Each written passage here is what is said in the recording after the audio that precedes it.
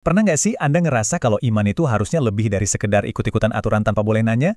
Nah, kali ini kita akan coba gali sebuah gagasan yang mungkin banget bisa mengubah cara kita semua memandang iman selamanya.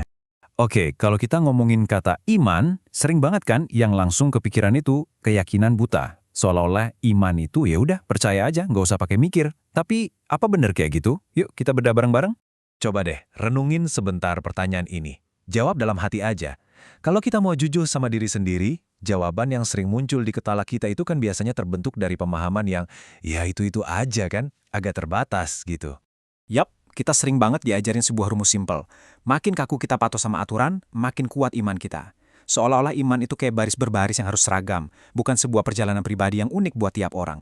Tapi, gimana kalau ternyata tradisi-tradisi keagamaan yang paling inti justru nunjukin jalan yang beda banget?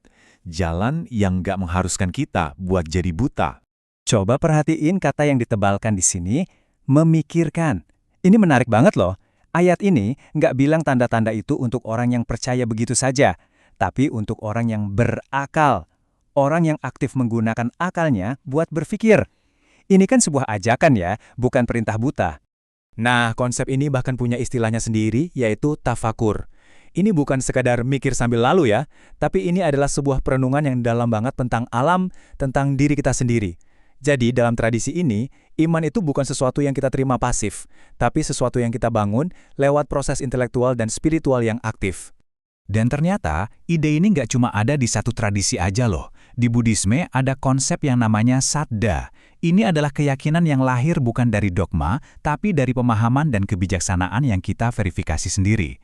Jadi, baik tafakur maupun saddha, dua-duanya menunjuk ke ide yang sama, iman yang tercerahkan oleh akal. Jadi intinya apa? Jelas banget, tradisi-tradisi agung ini justru nunjukin ke kita kalau menggunakan akal pikiran itu bukan musuhnya iman. Malah sebaliknya, itu bagian yang penting banget dari iman itu sendiri. Oke, ini kan jadi pertanyaan besar ya. Kalau tradisi-tradisi kuno aja mendorong kita buat mikir, kok dalam prakteknya kita sering banget malah ngerasa takut buat bertanya. Ada apa ini sebenarnya? Nah, ini dia, bisikan ketakutan yang mungkin akrab banget di telinga sebagian dari kita. Rasa takut kalau dengan bertanya, kita itu nunjukin iman kita lemah. Atau bahkan lebih parah, kita dianggap menantang Tuhan. Rasa takut inilah yang akhirnya jadi belenggu spiritual yang mematikan rasa ingin tahu kita. Perbandingan ini ngegambarin dengan jelas banget pilihan yang ada di depan kita. Sebenarnya iman kita ini mau kita jadikan apa? Sebuah sangkar yang mengurung kita dalam ketakutan dan aturan buta? Atau sebuah kendaraan yang bisa membawa kita menuju pembebasan, kebijaksanaan, dan pemahaman yang lebih dalam? Pemahaman baru ini nggak cuma mengubah cara kita lihat iman loh, tapi juga cara kita memandang siapa itu Sang Pencipta. Yuk kita lihat perspektif baru yang muncul dari sini. Ini pertanyaan yang dalam banget kan? Coba pikirin deh, logis nggak sih? Kenapa kita dikasih anugerah akal, salah satu karunia terbesar, tapi kita malah dilarang menggunakannya untuk memahami sumber dari segala karunia itu sendiri? Aneh kan? Jadi ini benar-benar mengubah cara kita memandang hubungan kita dengan Tuhan. Bukan lagi soal sosok otoriter yang seolah-olah menyembunyikan rahasia dari kita. Tapi justru menjadi sebuah undangan yang terbuka lebar.